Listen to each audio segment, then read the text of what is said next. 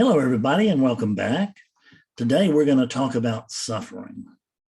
As you might imagine, I am privy to many people's deep and darkest suffering. And while we have heard, I'm sure you have, and I have too, that awakening is the end of suffering, I just want to say that I'm not arguing with that. That's absolutely true. It's just not relatively true. Because the absolutely true that my little dog, Willie, which you've heard me talk about before, he's my heart of hearts, and he's got cancer. And I am deeply concerned, but I'm not worried. I'm not suffering over it. When he dies, he's not necessarily going to die from this cancer, but there will be a day that he dies, and we don't know that I'll be there, but the odds are pretty good that I'll be there. And when that occurs, will there be suffering? I can see where it's possible, but I don't want to get ahead of events. And what we usually do is we suffer ahead of time. We suffer prior to an event or a circumstance that brings about suffering. So we're going to talk about that today, but before we do, I've got two things that I want to bring up. One of them is, please reach over and hit that subscribe button. I can't tell you how vital this is for this teaching. It's absolutely vital. And please give us a like. These things mean a lot. They don't mean nothing to me, but they mean a lot to Google. They mean a lot to YouTube. So it makes a lot of difference on how broadly these messages are broadcast. And we need as much support as we can get. I mean, it's free. Hello. Please give us back a little something. Comments are good. It's all good. So the other thing I want to mention is that a week from tomorrow, I think it is, it's on a Saturday, December 18th at 2:00 p.m. Eastern Time. There will be a post-awakening seminar. It's going to be powerful. I can assure you of that. And you can find details for that on the website at awakeningclaritynow.com. And now that concludes this part of our session or our recording. So this suffering, I can remember a story which I may have recounted to you before, but the Suzuki Roshi, I can't remember who it was that died, but it was someone dear and dear to the Suzuki Roshi, and a person died, and some students noticed Suzuki Roshi crying on the inside of the zendo. They went into the zendo, he was crying, and everybody went outside, and mostly newcomers, right, or fairly newcomers. And they started talking amongst themselves, and they were very disappointed in Suzuki Roshi because, look, there he was crying. I mean, he should know better, and there's no crying in enlightenment. And then a senior student spoke to them. And what the senior student said was, enlightenment does not mean that there's no distress. It means that you can go into that feeling as deeply as you want and not care about and not care about it. They pop it up on the screen. I'm sorry. And not care about what anybody thinks about you. And I get that completely. And if you don't, it's because you're either not awakened or you don't understand. You're not clear on the awakening that has occurred. because we will hear a lot of stuff and we will repeat it out of habit, and because it looks good and sounds good and everybody will agree with me. But not everything that's said about non-duality out there is true. And some of it that is true is misunderstood on a daily basis. That's the reason I try to offer as plain talking a teaching as I can, plain speaking, like Harry Truman, the President Harry Truman. He was known for plain speaking, and that's what I would like to be known for, is plain speaking. And I think I am fairly well known for that. So suffering is the personal suffering is what we're talking about, because Suzuki Roshi was not. Suzuki Roshi was suffering, but awakeness that was operating through Suzuki Roshi was not. I can assure you of that. I'm sure there would have been a deep compassion, because awakeness and love are just two names for the same thing. And so there would have been great love there. And there would have been compassion. And there would have been ultimately understanding. That's what we're really looking at. There would have been an understanding. And but that doesn't mean that the little man, the little guy that we call Suzuki Roshi, that went from room to room and helped us meditate and do all that stuff, that doesn't mean that there would be no consequence there if someone close to him died. Because there was, we can see that there was. And I have heard other teachers say that that they have experienced a close death, and that they were unconcerned, right? They couldn't find a problem. And I get that. That is absolutely true. But I'm going to say that it's something you ought to really keep to yourself, because it's going to be misunderstood widely. And it's going to sound very cold and indifferent.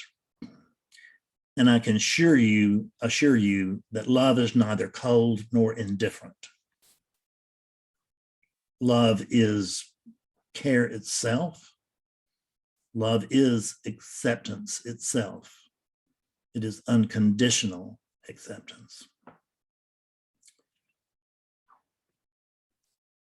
What I hear people calling up, they call me, but nobody gets to me on their best day. Why would they? You know, nobody just hit the lottery and said, wow, just hit the lottery. I think I'll call Fred Davis and find out how to wake up from this dream. I would have never called me and until I was suffering so greatly that I had no choice. Then I did call me.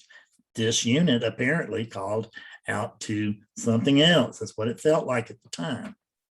But it was really me just telling me that, hey, I've had enough through this unit.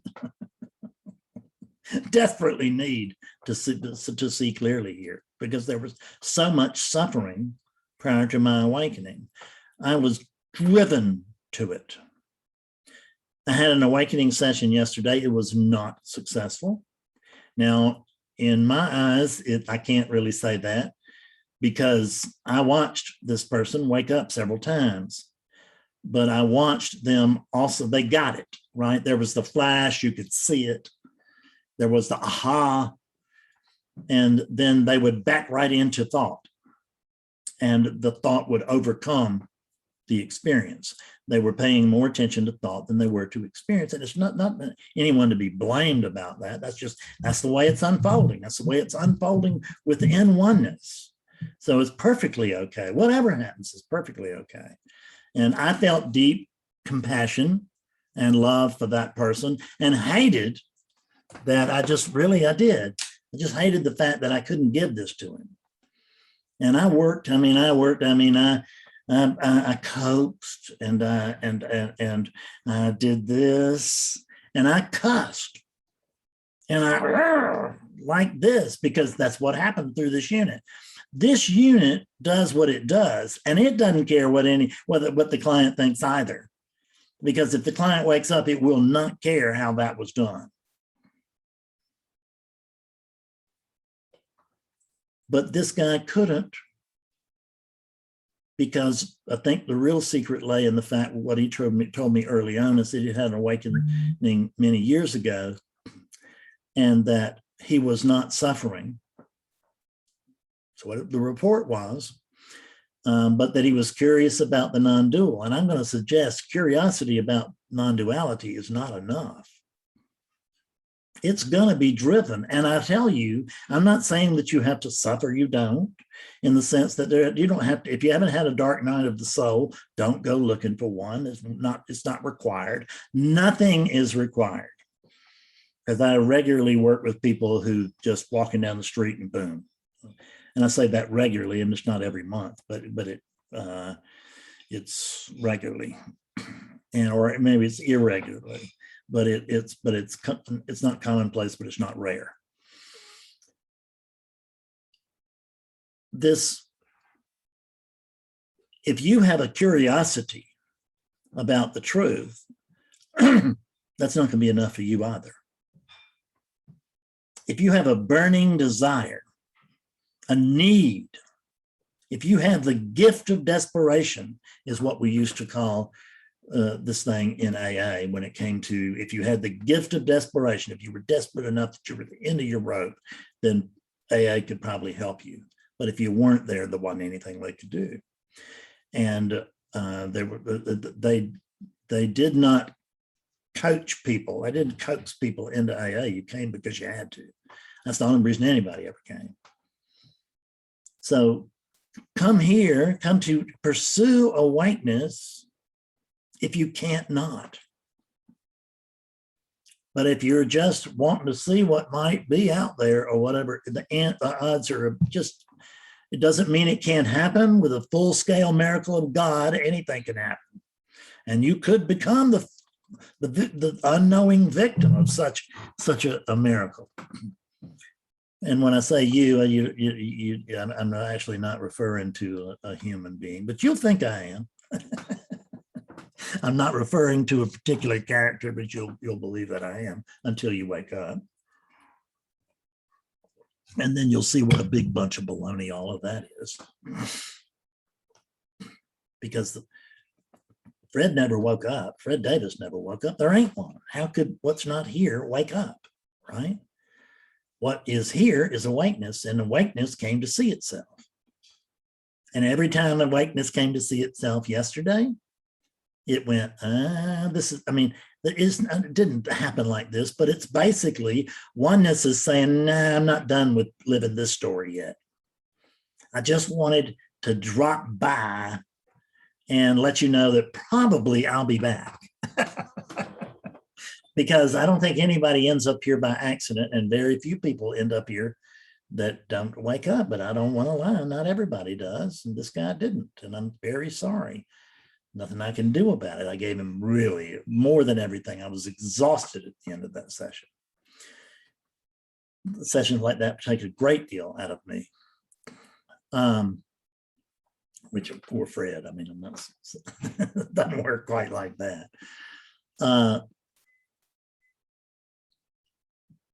But what we want to do is we want to know how to get out of this suffering.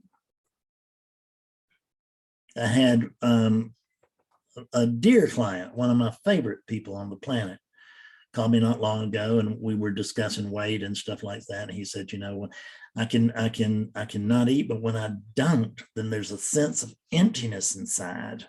How do I get over that? How do I get rid of that? And that's not really what this is about. It really isn't. I mean, I gave him the best advice I had, but the very best advice I had, I gave him, which was flood that with consciousness. What I mean is come to see that, because where is the story that there shouldn't be any pangs, that there shouldn't be any suffering? I had the same conversation with somebody earlier today. And I told him, what you're trying to do is you're trying to make an omelet. It was the oldest thing in the world. You're trying to make an omelet and you're unwilling to break any eggs. You don't want anybody to be hurt, including you, because he was deeply upset. And you don't want the other person to be upset either. And they're gonna be, and so are you. And that is the price of, that's the price of freedom. There is a sacrifice for freedom. And the sacrifice is giving up on the idea that there is a personal me. And it's also giving up on the idea that something else should be happening other than what's happening. You have no evidence for that, none. Yet you just believe that and you stick to it and you suffer.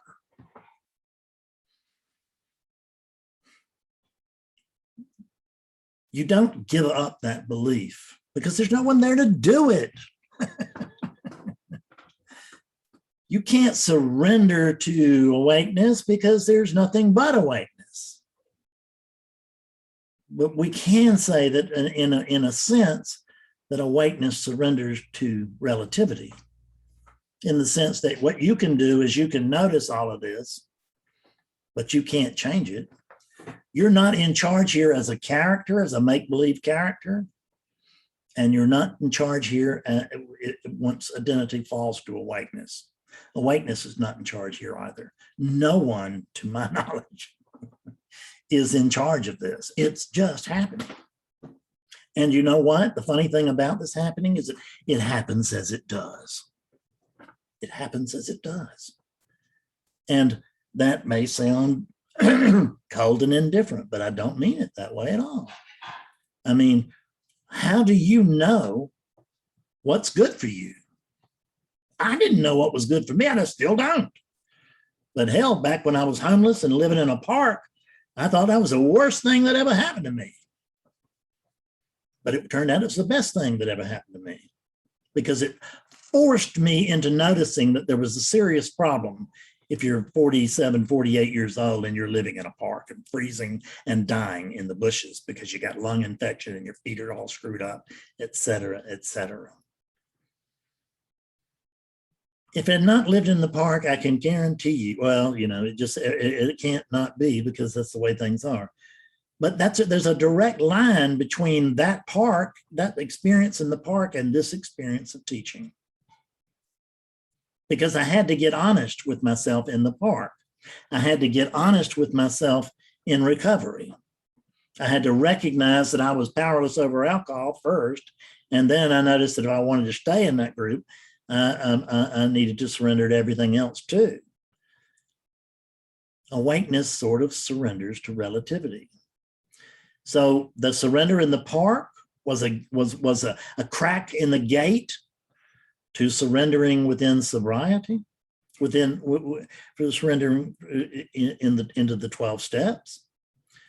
And that surrender and that spiritual awakening, because there was a spiritual awakening as promised. It just wasn't this spiritual awakening, but it's still a big deal and life-changing. And it was the thing that kept me from dying. And I will tell you that AA is the thing that kept Betsy from dying 25 years ago too. We're both very devoted to the idea to the many of the ideas of Alcoholics Anonymous. We just no longer fit for the group. And that's really, it looks like it was our decision, but really it was theirs, because they could no longer understand what I was saying, because I had had a different spiritual awakening.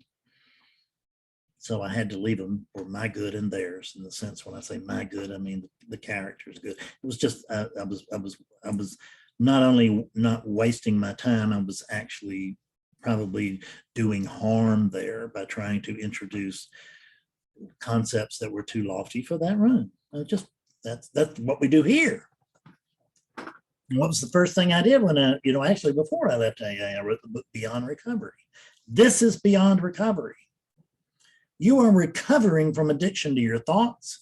You are recovering from your addiction to the idea of separation. And that's what brings you here. That's what brings me here. That's what brings us together. Not that there's two of us, but it feels kind of like it. Yeah. Kind of feels like there's some people here and we're together. You and I together are going through this. I'm right there with you. You think I'm way over somewhere, but I'm not. I'm right there. I'm nearer than your own breath. I'm right in that room with you, or that car with you, or whatever it is. So if you're in a car, go find out about my podcast, which you can find at, what is that? Podbean.com. So it's Awakening Clarity Now dash slash pod. No, it's podcast.com/awakeningclaritynow.com. And you'll find the podcast, which is the audio of all of these videos. You can go and download some of them. Not that many people do, a few hundred. Once in a while, for some reason, something special will come out and be a couple of thousand people that download it. But it's still it's a fairly limited crew. This teaching is too specialized to probably ever be a big teaching, and I have no desire for it to grow. This is about as much as I'm getting old, and this is about as much as I can handle, and I can't really handle this. And neither can Betsy, but we're hanging on by our fingernails, and God seems to be being good to us. So in the sense that we always find a way, but we're bumping up against technology and everything else. And you know why we do this? Because we can't not do it. That's why we really do this. We were talking this morning, it's really about trying to bring this teaching to as many people as we possibly can, because it completely changed our lives. I just got off the phone with a client in Ireland, and he said the last 13 months has been absolutely life-changing. He said, I cannot believe it. I cannot tell you how grateful I am, this, that, and the other. I said, put that in an email so that I can publish it on Awakening Clarity Now, because it will bring proof. The proof is in the pudding. So, and I didn't mean to get off on a self-promotion thing. This unit was a salesman for so many decades that it just kind of can't not fall into that habit. But I apologize. I didn't mean to. But I don't make any money if you go listen to the podcast. So you can excuse me easily there. I don't make any money if you go see the website either. So you can go see that for free. And you'll know that you're not padding Fred's wallet, which is a good feeling, I'm sure. I wish so many people didn't have it, but I noticed they do. So when we're really suffering, what do we do? When there's real suffering, how do we respond to that? We respond to that as we respond to it. In other words, if there's just a reaction, then we may fall to the floor and froth at the mouth, and that is that. Who knows? We could die of a heart attack. But for awakened beings, there's going to be more of a response than a reaction. But a lot of you folks are not yet awakened, and I understand that. Come to satsang. Self-promotion. God almighty. You just can't quit. I'm so sorry. But there's a lot of people that are not yet awakened.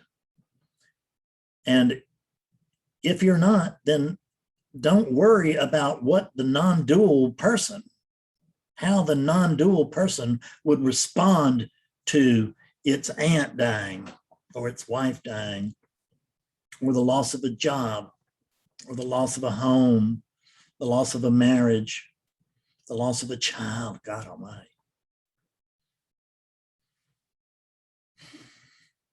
I have clients that have lost children. And I can't tell you there's not suffering there.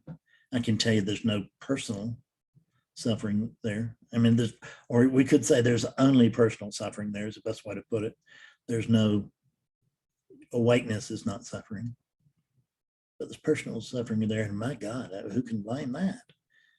Do we really want to get to where we could lose a child and say, gee whiz, there was never anybody there? I'm not actually angling for that kind of insight. I want to be able to live the humanity that is here as well as the vastness. When we talk about the character, we're talking about, it is a make-believe character, but the traits of that character, that's humanness. And characters usually grieve. And sometimes we can, in post-awakening, we can grieve for the character that we've seen through. When we see that there is no Fred, but we end up grieving for him anyway. It's just what happens. That's conditioning. There is DNA, and that DNA arrives on our planet. And then whatever happens to that DNA after it's arrived on our planet ends up being what we call us. And really, it's just a sacred conditioning. It's not inhabited, but it's inhabited by awakeness, but it's not inhabited by anybody. It's inhabited by the energetic presence that's here. But it won't feel like I'm an energetic presence. I wouldn't imagine at the moment that something dear to me passes on. I'm not going to imagine that scene to try to find out, because that's getting ahead of events. Everybody's fine. If somebody gets ill, let me know about it at the time. I don't want to worry about stuff ahead of time that doesn't even happen. What Mark Twain say, most of the very worst things that have happened in my life never happened.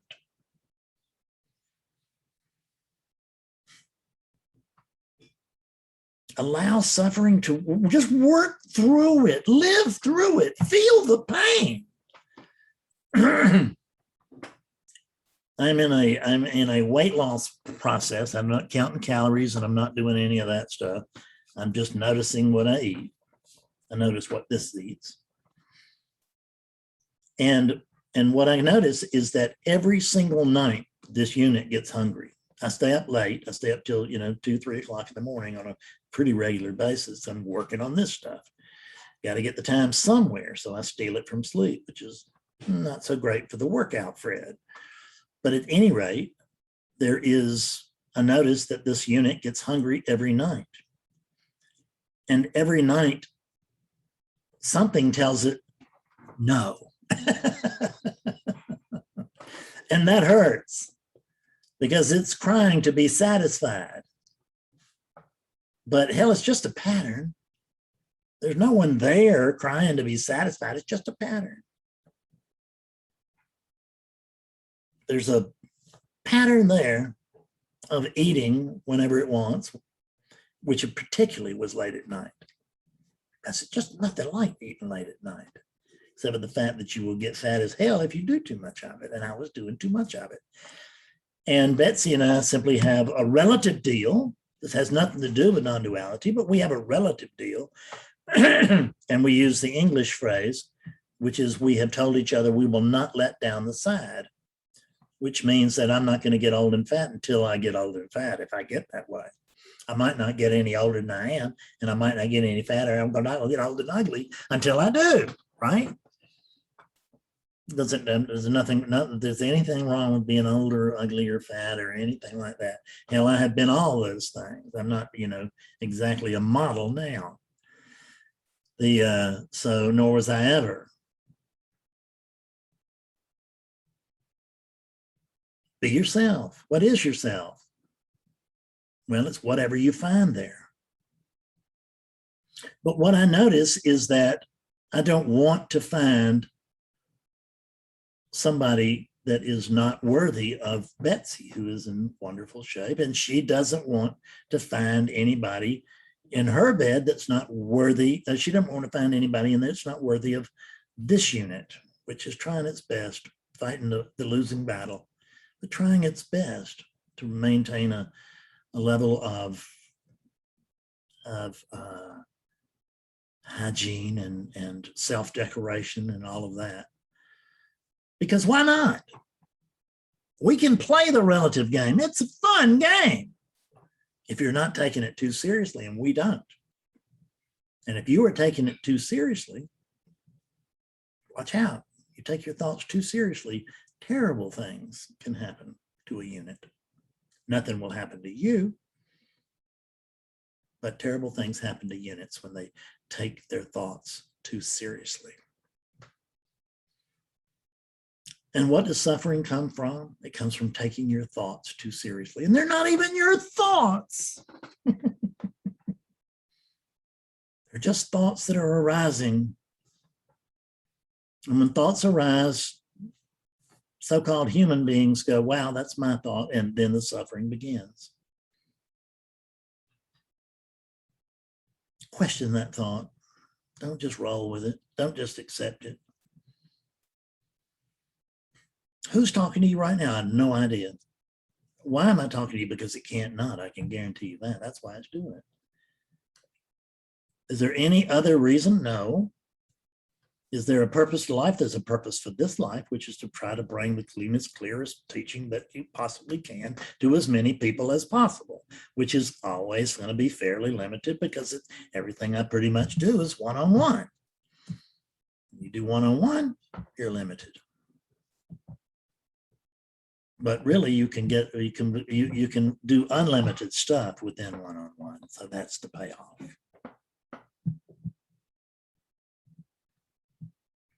If something terrible happens to you today, don't try to get rid of the suffering. You might want to notice whose suffering it is. You might want to recognize if you have enough alertness there. Notice that the suffering actually is not affecting you. When I first woke up, I expected everything to be great for Fred, and it wasn't. But I noticed that at least all that trouble was Fred's, and that gave me enough distance between that and all that crap that something terrible didn't happen to this unit, even though this unit had planned to do something terrible to this unit, if you will. It couldn't, my thoughts could not survive deep inquiry. And I don't think yours can either. Boy, I just love you to death. I really do. I'm honored to be here. And I really am. I really mean that. For, an old no account like me to wow, be in a position where I can talk to a whole bunch of people on a very deep heart level, and sometimes even do a little good. My God, that's just a tremendous honor. I'll never be, quote, as if there was someone here. But the feeling is I would never be worthy of that. And I would never. You don't get this through worthiness. You don't wake up through worthiness. You don't wake up because of manipulation. You wake up because you can't not. In this teaching, I can encourage you to be in that position where you can't not. And that's what I'm trying to do. I hope this helps. Don't forget, I need subscribers, okay? Please add your name to our subscriber list. Hit that little like button. Hit the bell beside it. Then you won't miss any of these. And then, of course, on Saturday, December 8th at 2 o'clock, hell, we've got, a post-awakening seminar coming for 2 hours.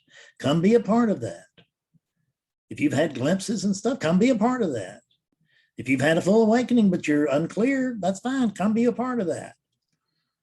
If you've had anything in between, come be a part of that. It will help you. It will help you. Okay. I love you very much. And I'll see you soon, maybe next week or something like that. I actually don't know what the timetable is here because I just do these when I have to. Bye for now. Go with love.